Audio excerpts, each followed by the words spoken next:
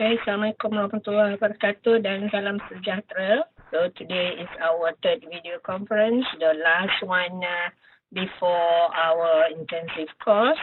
Yeah, as I've promised, we are going to talk about SS carriers in semiconductors.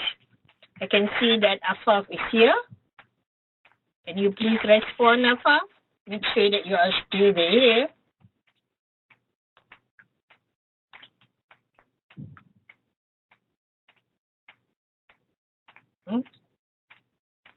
Oh, okay. Okay, so we see how we go. So I've listed out what we are going to discuss today. But if we don't have enough time, so we stop wherever the time is then. First of all, things that you need to know in this SS carriers, energy band and such carriers in semiconductor for chapter 4. In terms of SS carriers. So, of course, you need to know where is the origin of the SS carriers and what are the relationship between the intensity of transmitted and incident light. Because the thing is, we are going to use this relationship in order to solve the optical absorption and luminance problems. And next depend on the time, if there's any available time, then we go into direct and indirect recombination and then use the concept to solve SS carriers problems. So that is basically what is about in the SS carriers, under the topic of SS carriers.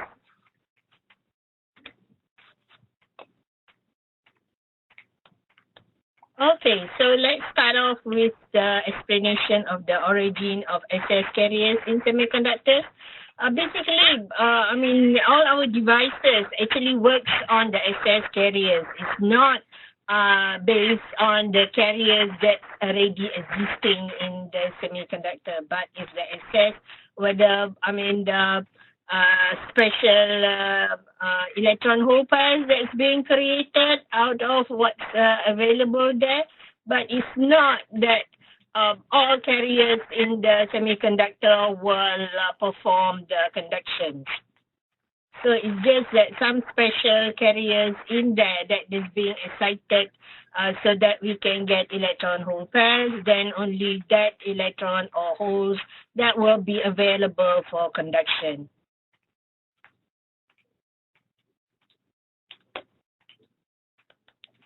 Okay, this is a picture that I've showed to you, how to depict whatever happened for the formation of SS carriers. Normally, when there is an excitation, this diagram is available in your textbook, I guess, in page 111, figure 4-1. You have it there. Whenever there's any excitation, but the thing is, for this excitation, for us to get electron hole pairs, the most important thing is the energy that is being given to the semiconductor must be greater than the energy band gap. If the energy being given is less than the energy band gap, the energy is not going to be absorbed. Okay, that is the most fundamental aspect of the absorption of energy in order for us to have electron hole pairs. Okay, because if you look here, this is the absorption coefficient, the graph of absorption coefficient versus energy. So this is the line, the curve that shows that only at E gap, you can see there's an increase in absorption. So less than E gap, that's hardly any absorption of energy. And of course, it should be more than equal or more than the E gap. So you can see that there's an increase in absorption, where alpha is the absorption coefficient.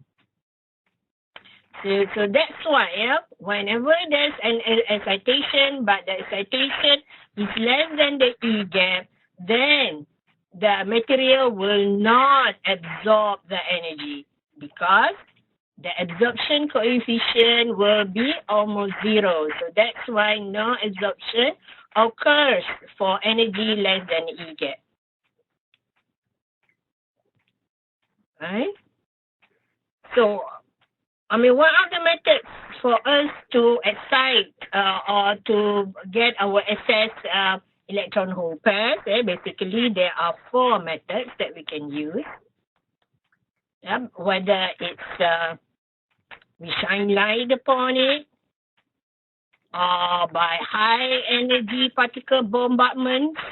Normally in the industry, many people use this one for fabrication of material, where you use high energy particles, or you can use electricity, which is normal for our everyday, like our handphone, because there's a battery in that, so the battery excites the electron hole pairs, and then we can able to get different colors, especially like in our LEDs, TV or LED displays and whatnot. So it's due to the electricity that gives the excitation, where the electricity have to be a certain amount that we will be able to get the colors that we need. Or during our everyday is due to the thermal. So there are 4 basic methods for us to get excitation, electron hole pairs, or excess carriers.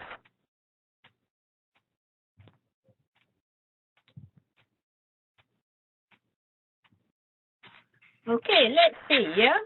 If you look at this list of material, you can see that each material has its own energy gap. Do you have it in your?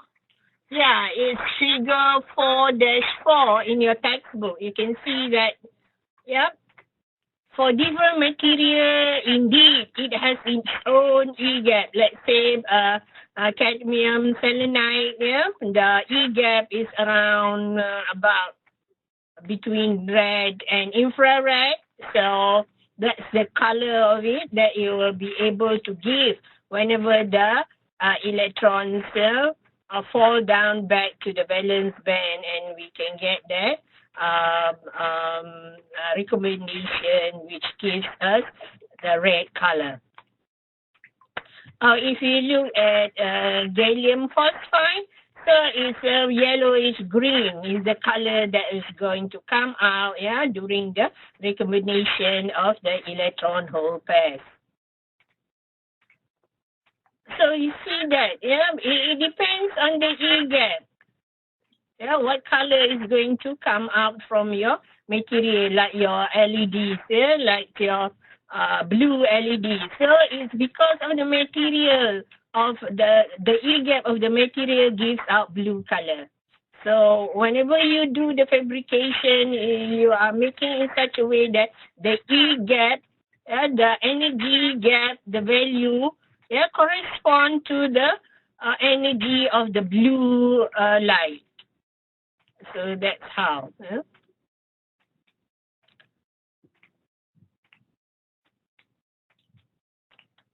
Okay, let's say, I mean, less than E gap, it's not possible to have any absorption. But if equal to the E gap, so the electron is able to being excited from the valence band to the conduction band edge.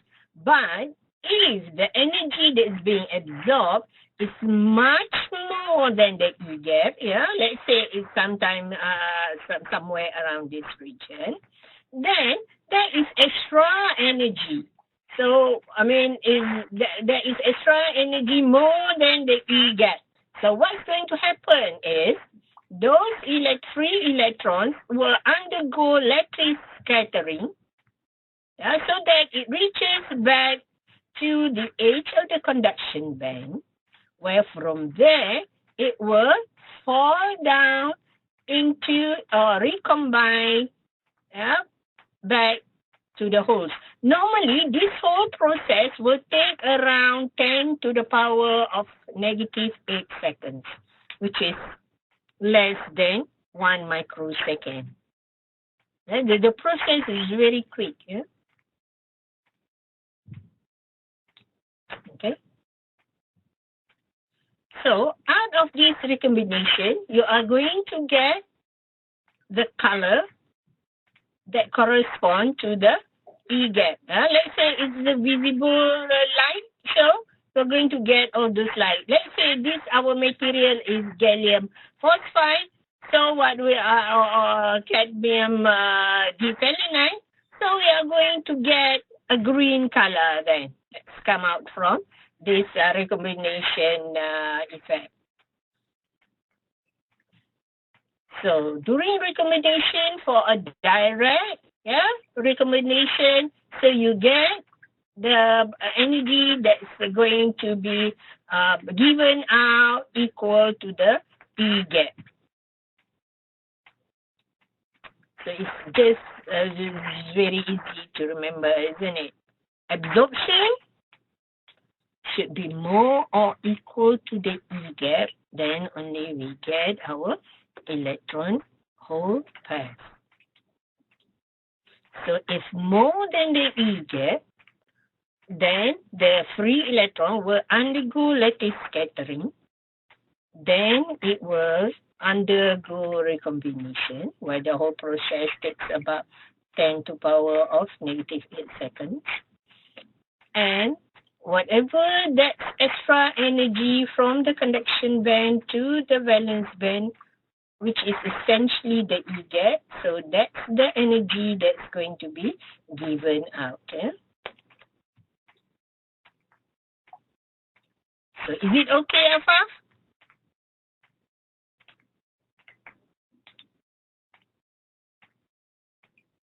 So it's pretty simple, isn't it?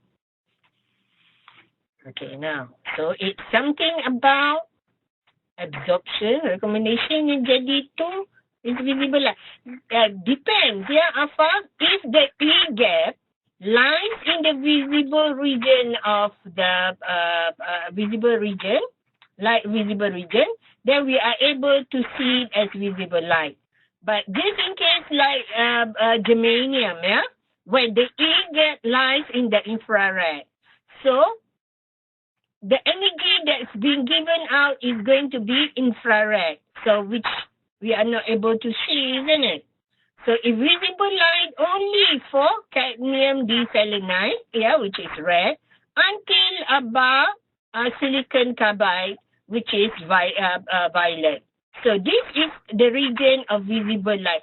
Any material with E gap in this particular region will give visible light. But if more than that, like zinc sulfide, well, you are going to get ultraviolet. So the recombination will give ultraviolet, but not this visible region. Unless you have something in here, and you put something in the material in there, you dope your zinc selenide with something, then only you can get the other colors. As long as the between the conduction, the edge of the conduction band and the whatever trap or level you have, that difference will give you your energy. So let's say we have a material zinc sulfide, So during recombination, zinc sulfide will give ultraviolet light. So which is not visible light, isn't it? But in order for us to get visible light, so it's possible for us to include level, let's say, around here, so that when the electron falls down, it goes down here. Let's say it goes down to this trap level. But where does the energy go? So the energy must go out somewhere. But just in case, and we have this energy, we can design it in such a way that this energy is equals to visible light. So then we can get visible light. Well, that's what we did for our old TV, isn't it?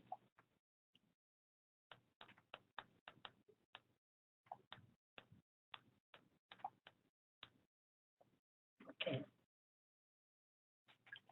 Or we can have it somewhere here. It goes down here. And then this out. Visible light, which is more accurate. Okay. More accurate for that. Okay, let it goes down. Yeah, at the trap level, go down here, and then it goes down further down. Yeah, it goes from this trap level, and then it goes down here. So the energy will be the visible light. Yeah. It depends, yeah, how what trap or what level that you can put here so that you are able to get it your visible light. Because essentially, if zinc sulfide, then what you're going to get for its pure zinc sulfide only UV light. So you have to put some trap level in order to get visible light, yeah, because ya kalau ini dah ultraviolet, so some parts of it will be visible light, isn't it?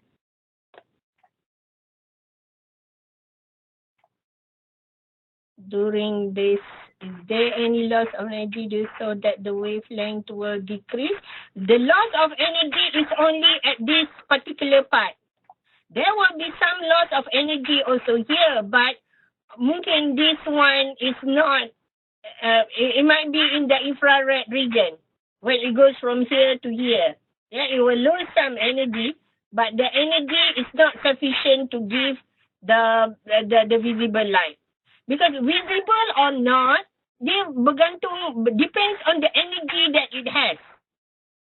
Let's say the energy is equals to the energy of the green light, then only you get green light. If the energy is in the is equal to the energy of the infrared light, then you are going to get only infrared. Macam tu. Okay. Because kalau you tengok sini pun, ya, each of this E gap, then the corresponding wavelength of it.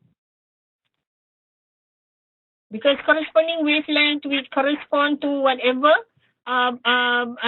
electromagnetic wave that it corresponds to. Macam tu lah. Because E is equals to H nu. E is equals to H nu. Nu is equals to C over lambda, of course, yeah? So it does have effect on the wavelength of the energy that's being given out. Yeah. So is there any more question, Afa?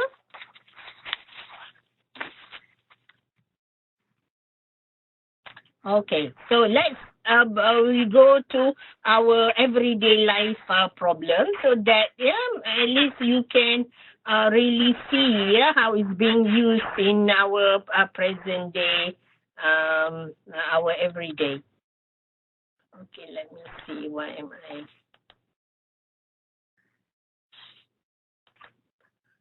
Okay. So, I mean, like I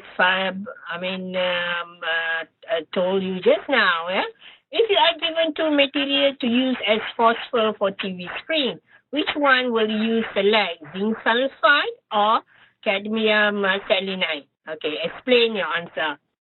So, what do you think, Afaf? Which one are you going to choose?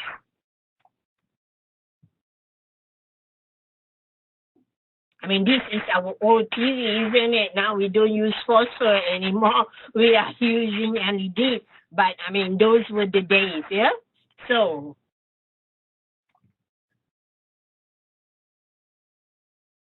which one are you going to use?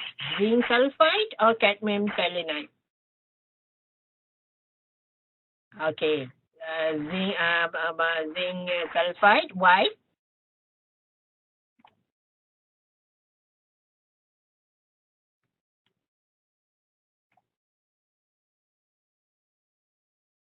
Yes, high energy level, yeah. So we are able to have the high energy level, and like I said just now, we are able to put trap light level in the E gap, so that we are able to get recombination due to a much lower wavelength. Hopefully that wavelength there is in the visible region. So, okay. Okay, let's say, if the band gap of a ternary alloy, let's say we are making laser, where the laser is a few layers, in the laser where we are using gallium arsenide phosphide, and then we vary the layers, let's say we grow it MBE, different layers, so that we can get a different layer of gallium arsenide to gallium phosphide, so that we are able to tune our laser to different colors, that whatever colors, I mean the selective colors for the gallium arsenide phosphide alloy laser. But what wavelength or range of colors are you going to get for your laser? Let's say we made our laser a ternary alloy of gallium arsenide and phosphide, where we vary the composition of it. So we have different layers, so that we are able to trigger certain colors. Okay, when we activate a certain layer. So what wavelength range are we able to get from our laser?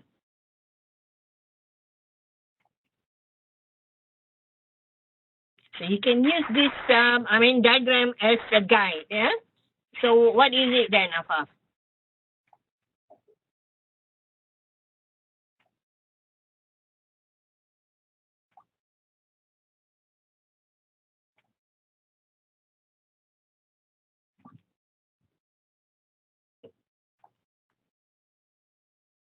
So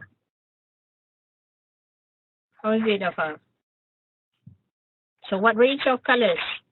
If you make this laser using gallium arsenide phosphide, where you vary the composition between gallium arsenide and to gallium phosphide. So what colors? So that we can trigger the layers in the lasers.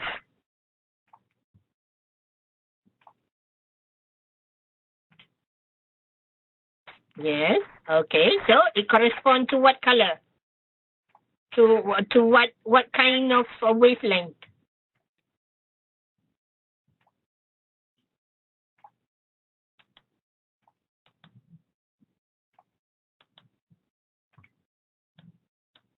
So we are able to get for gallium arsenide, so it's somewhere along here, isn't it? And then for gallium phosphide, how can we get green and blue? Yes, sampai gallium phosphide saja. So gallium phosphide is somewhere there, isn't it? So we are going to get from a little bit of infrared.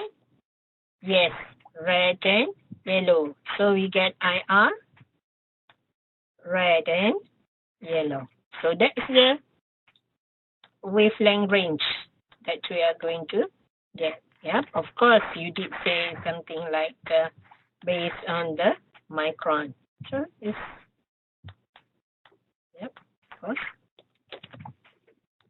So that's how, whenever we would like to fabricate material, among the things that we look for is what is the E gap of it. I mean, especially in the cases where we would like to have light, that's, for the LEDs and whatnot. So that's how we are able to manipulate the material, based on the E gap of it.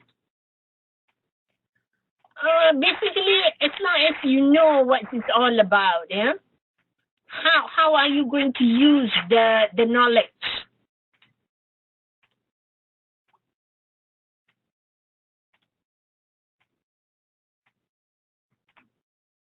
Okay.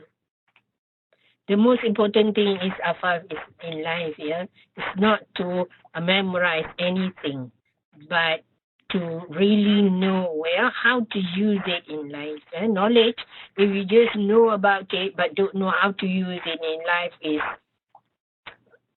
useless, isn't it? It's no use memorizing anything and also without understanding that. The understanding is very important. Okay, so is there any question? Any more question, Afaf, before we move to the next topic? Okay.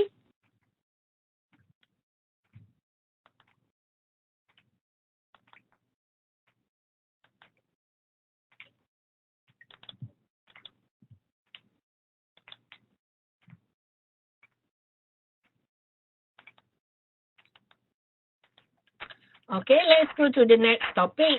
Explain the relationship between the intensity of the transmitted and incident light. This is very important relationship, because from this relationship we are able to solve the optical absorption and luminescence problems. I mean, it's quite simple, but the thing is how to use it is very important.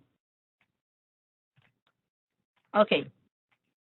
Let's say we have a monochromator that gives out light, where the intensity of light is given by I sub 0, or we can say this one as the incident light, which falls upon a material. Let's say the material is, the width of the material is L, and let's say for a particular dx level here, so we indicate it here, at a small segment of it, dx. And let's say we name the transmitted light, the intensity of the transmitted light as I sub t. And we have our detector.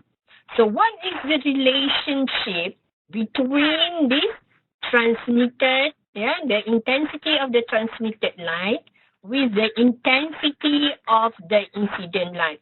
Because whenever we would like to do any calculation, how many photons is going to be given out from this recombination or something like that, then we need to know this relationship. It's part of the equations that we are going to use, which I'm going to illustrate to you shortly. Okay. If you can recall just now that if our light, our incident light, is greater than our E gap, then part of that light will be absorbed by our material. Okay.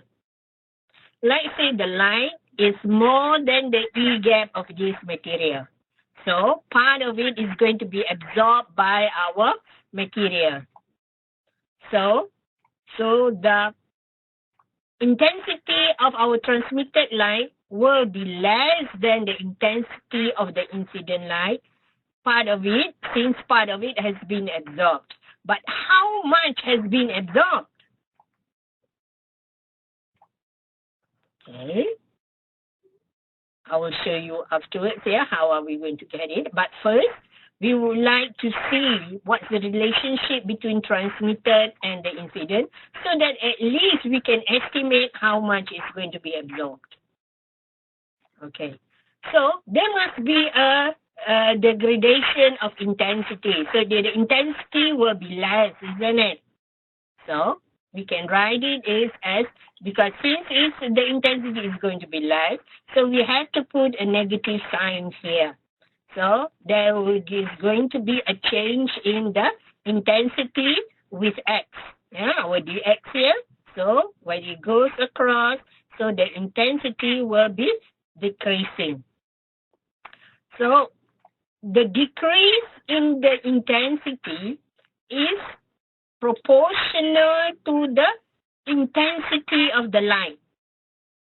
So since it's proportional, so we can replace the proportionality constant, the proportionality symbol with equal sign if we use the proportionality constant here, which is essentially our absorption coefficient. Okay, so the degradation of intensity or the reduction of the intensity is actually equal to the product of the absorption coefficient and the intensity of light. Whenever you look at this kind of equation, if you can recall whatever that you have learned in JIF 213, vibrations and waves, if you look something like this, so the solution will be something in terms of exponential, because the decay will be exponential. So the intensity of the transmitted light will be equal to the intensity of this incident light multiplied by the decay, the exponential negative alpha x, the distance. So this is the relationship between the incident light, the intensity of the incident light, and the intensity of the transmitted light, because the degradation is this form. So the solution to this one is this. If you can recall what you have learned before, this type of equation will give this type of solution. So in our case, the width of our material is L. So when X is equal to L, so the intensity of the transmitted light is equal to the intensity of the incident light times e to the power of negative alpha L. So we replace our X with L. So which is essentially our IT. If you don't believe that this is a solution to this equation, then do this differentiation, then you'll get alpha I back again. Because this is a solution to this kind of equation, which you have learned back in JIF 213. So because this is already your last year, I mean, this is the time when you use whatever that you have learned before. Is it? This is where it's being used, isn't it? Okay. Oh, it makes sense to you, Wafab.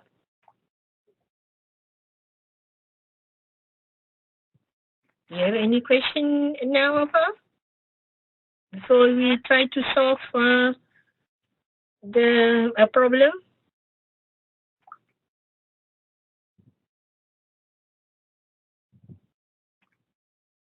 Okay. Okay, let's solve the optical absorption and luminescence problem. Okay. Let's say a 0.46 micrometer thick sample of gallium arsenide is illuminated with a monochromatic light having an energy of 2 eV. The light has energy 2 eV and power 10 milliwatt.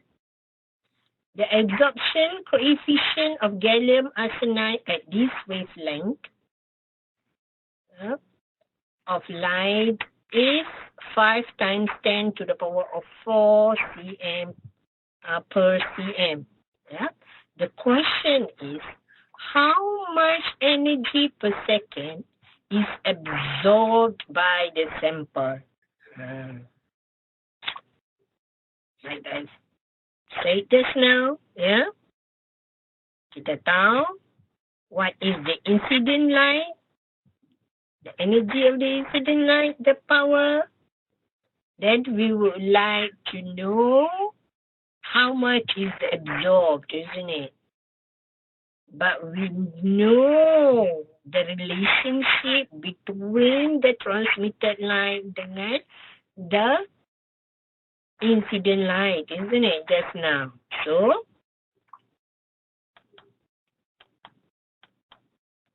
let's say we would like to find how much energy per second that is being absorbed. We know what is the incident, isn't it?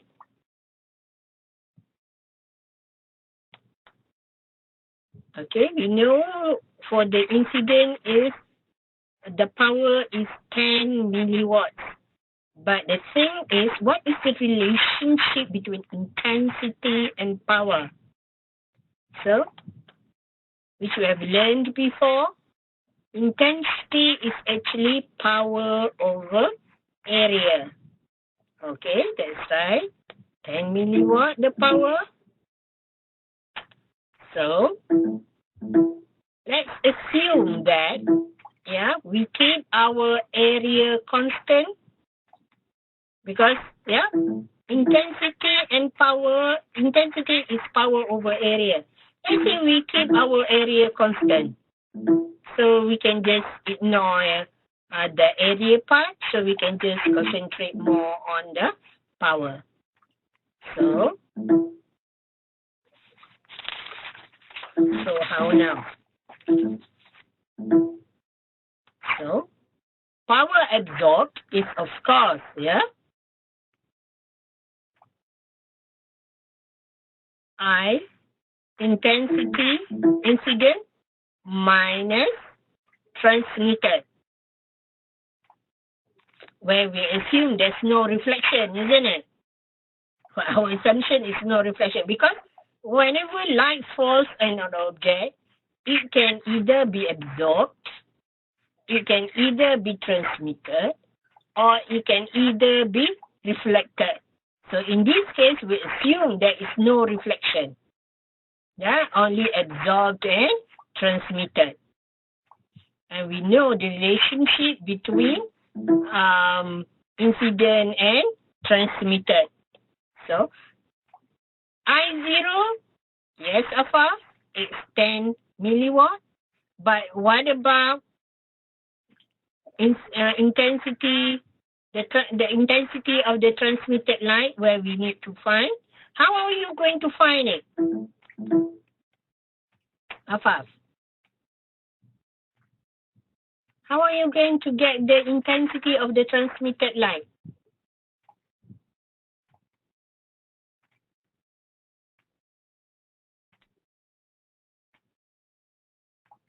Of course, we just used our equation just now, isn't it?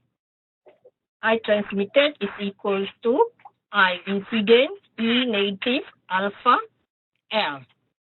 So our L is the thickness of our sample. Our alpha is being given 5 times 10 to the power of 4. So you just do the calculation. I0 is power 10 milliwatt. So it's 10 negative 2 watts, isn't it? Our alpha is in unit of per centimeter. So 5 times 10 to the power 4 centimeter per centimeter. So you have to convert your thickness micrometer into centimeter. Okay, that's why it's to the power of negative 4 and not to the power of negative 6. Or you can use this one in meter. So this one will be in meter. You cannot use this one in centimeter and this one in meter. Then something is wrong somewhere. Your unit won't cancel out. Okay, so if you do this calculation, so you're going to get 1 milliwatt. So now it's just plain simple, isn't it? You just plug in into the equation. Bukan semua kena change to meter dulu. Yeah, boleh.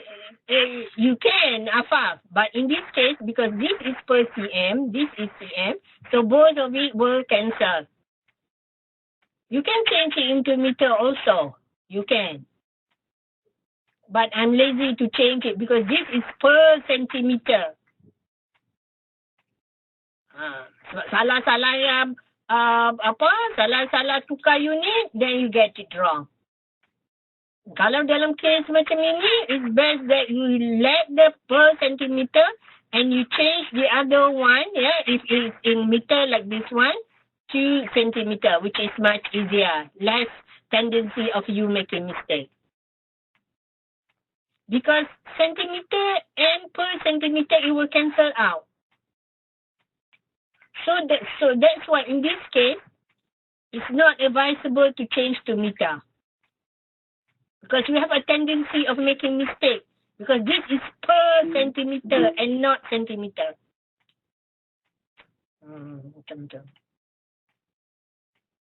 When you reach a certain level, Afaf, you need to see which one gives you less tendency to make mistakes.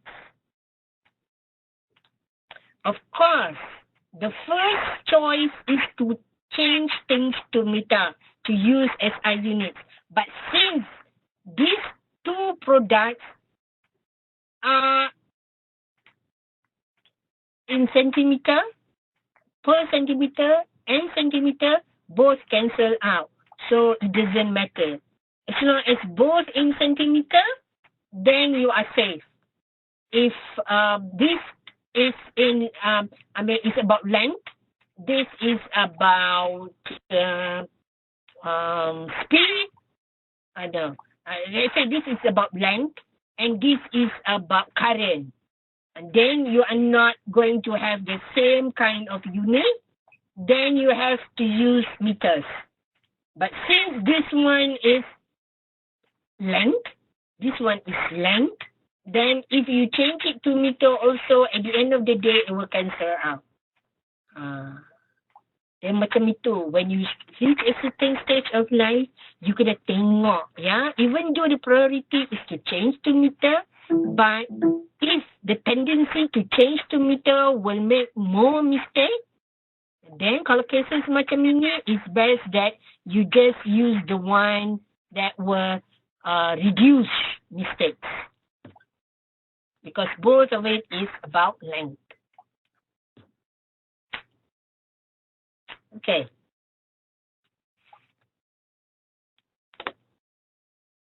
Right. Yeah, then when you reach a certain level of life, there are exceptions to make things simpler. Okay, we continue. So, kalau macam ni, so lastnya. Okay, so 10 minus 1. So we get 9 milliwatts ataupun 9 times 10 to the power of negative 3 joules per second, because dia nak energy per second, isn't it?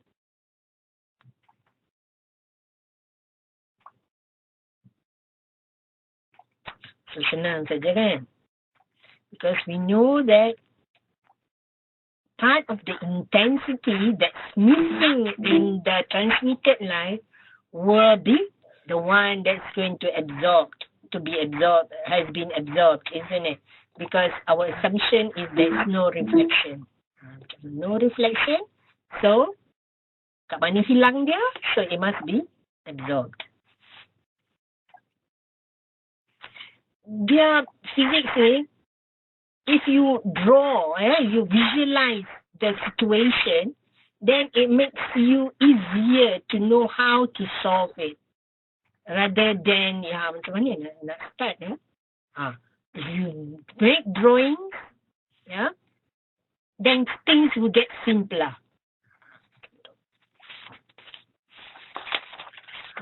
Tambah-tambah the next question that we are going to discuss ini.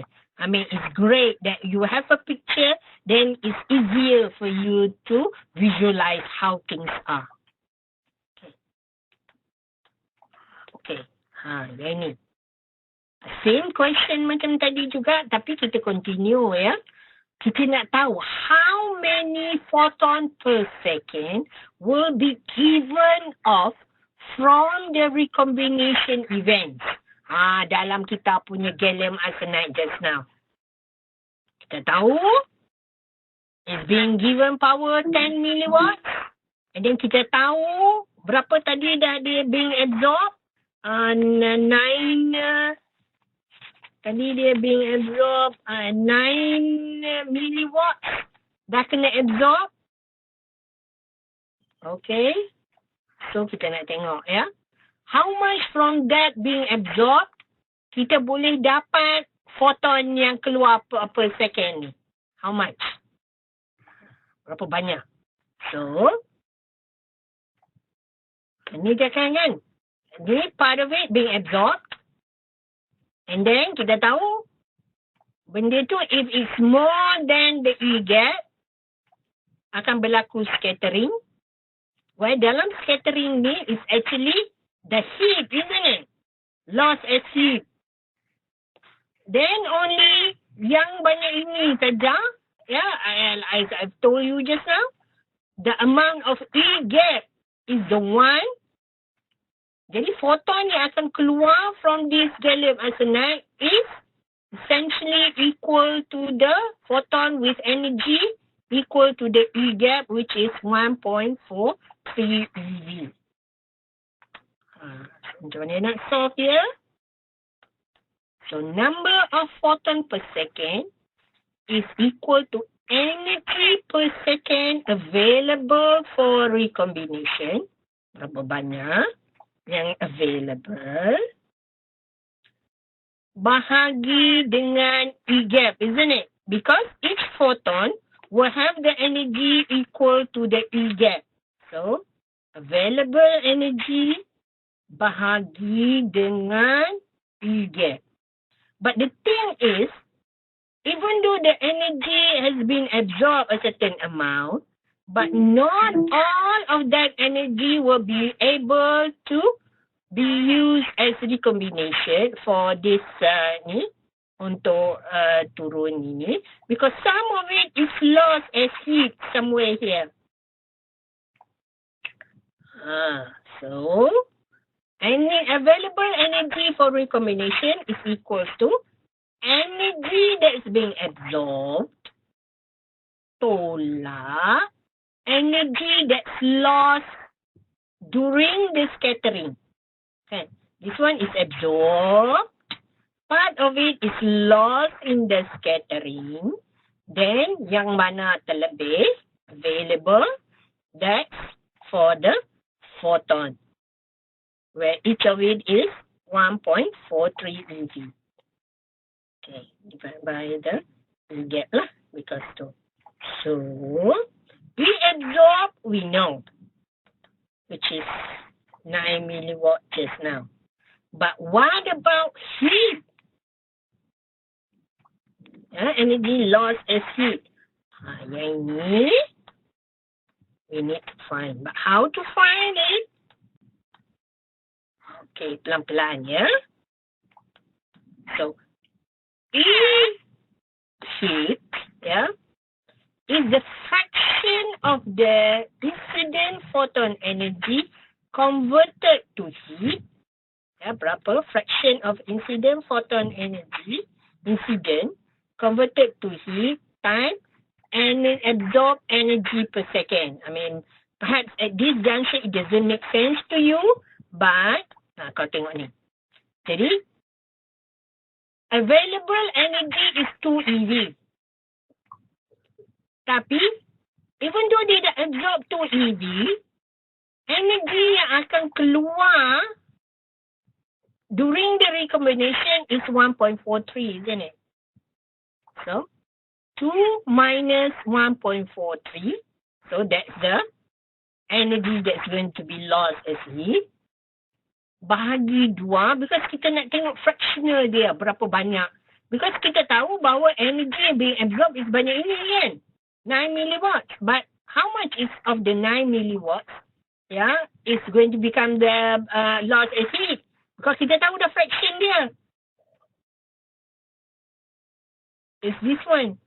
So, kalau kita do this calculation, so we get 2.57, about 2.6 milliwatts, isn't it? Will be lost as heat.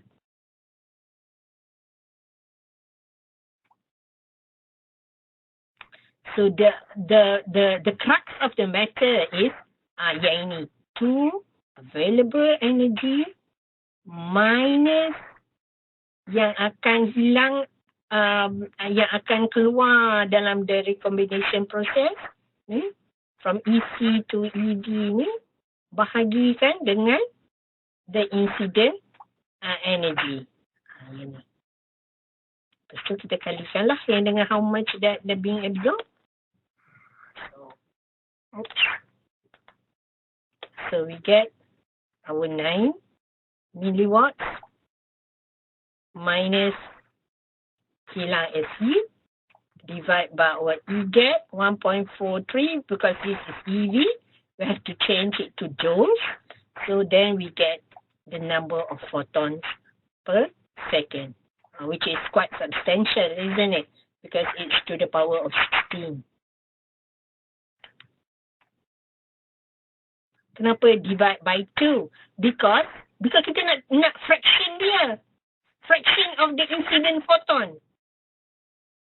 Fraction. This is fraction. Berapa banyak, berapa pecahan daripada incident photon.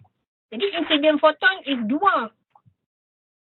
So itu sebab kita divide by 2. Kita nak fraction dia. Fraction. Jadi fraction 2 tolak 1.43 is the heat. Tapi kena bahagi dengan 2 lah. Because this is the incident photon. Berapa fraction daripada incident photon tu yang nak jadi heat? That's why we divide by 2. Because 2 is the incident photon. Kalau incident photon is 3, then we put 3 here. Sini jadi 3. Katalah. Let's say kita punya incident photon is 3 EV. Jadi 3, this is 3. Okay. Because dia fraction of the incident photon. Kena bagi lah.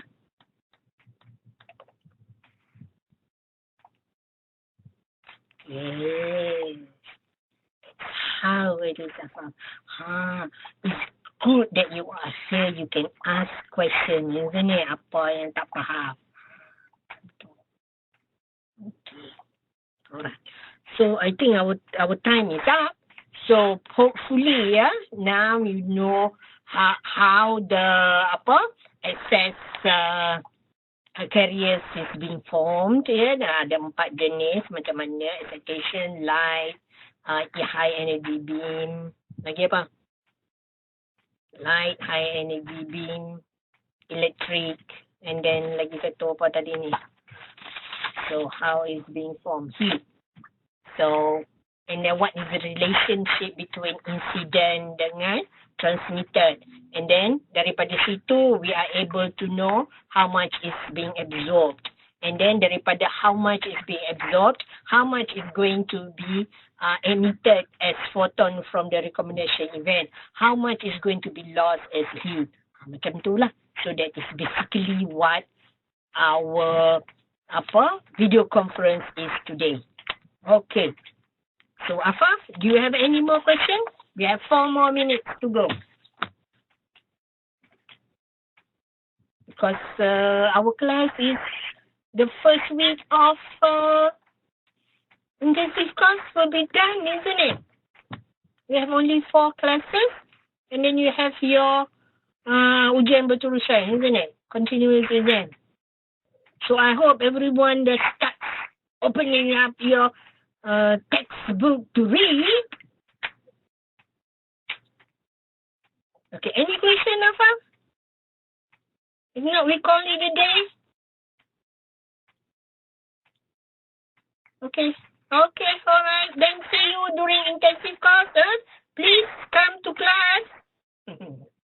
Okay, all the best then. Okay, thank you, Afaf, for coming. Oh, I'm going to write the assignment for you. Perhaps I give you 1 week before the intensive course. 1 week lah, ha?